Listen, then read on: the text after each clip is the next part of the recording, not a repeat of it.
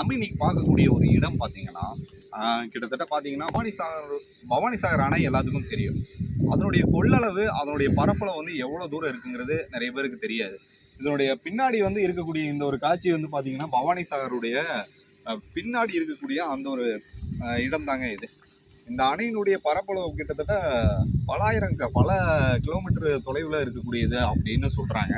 So அதை கொஞ்சம் தூரம் வாங்க உங்களுக்கு காட்டுறேன்.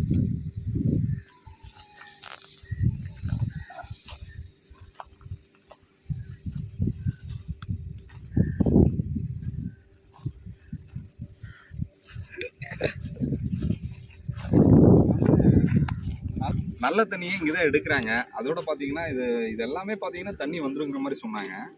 ஃபுல்லாக அதோடைய பரப்பளவு பாருங்க.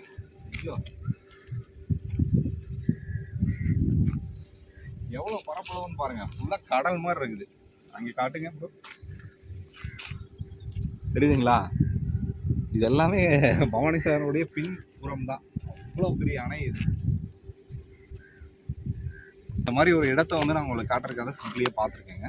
தொடர்ந்து நம்ம மீண்டும் சிவா சேனலை தொடர்ந்து பாருங்கள். நன்றி, வணக்கம்.